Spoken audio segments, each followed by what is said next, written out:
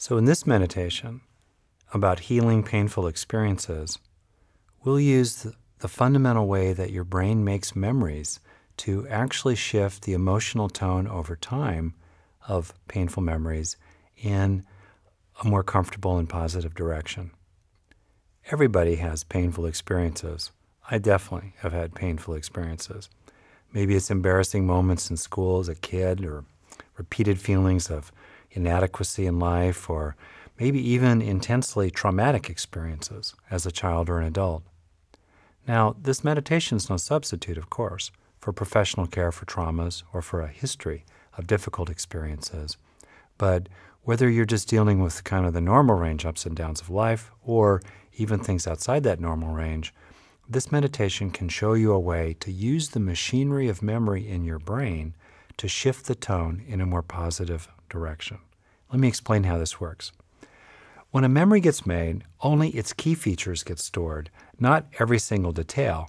Otherwise, the brain would get so overcrowded that it couldn't learn anything new. And further, here's the really important part, when your brain recalls something that it's remembered, it does not do it like a computer would, by going out to the hard drive and calling up a perfect record of whatever was stored, a document or a song. What your brain does is it basically rebuilds a recollection from scratch each time. Now, this may seem like a lot more work. It is, but it's actually a very efficient use of neural real estate, since this way, complete records don't need to be stored. And the brain is so fast that you don't even notice the regeneration of each memory. But this natural rebuilding process gives you an opportunity right down in the molecules of your brain to influence the emotional tone of your memories. And here's how. When the brain forms of recollection, it creates basically an emergent pattern that registers as the subjective experience of a memory in your mind, but whatever else is also happening in your mind gets associated to that emergent pattern, especially if you do so intentionally, and especially if the other things happening in your mind, and thus your brain, are relatively strong and intense and felt in your whole body compared to the old painful memory. Then, when you're done holding the painful memory in awareness, it gets reconsolidated in long-term storage, sort of like a basket of information getting sucked back down a rabbit hole. But this time, it takes some of the positive associations with it. So the next time it gets recalled, whether you pull it up deliberately or it just comes up in the flow of awareness, it will bring a bit of those positive associations back up with it. Now, any single time you do this, associating current positive states of being with old painful memories will not make much difference, but the accumulating weight of the positive associations could make a big difference for you over time as you literally gradually change your own brain.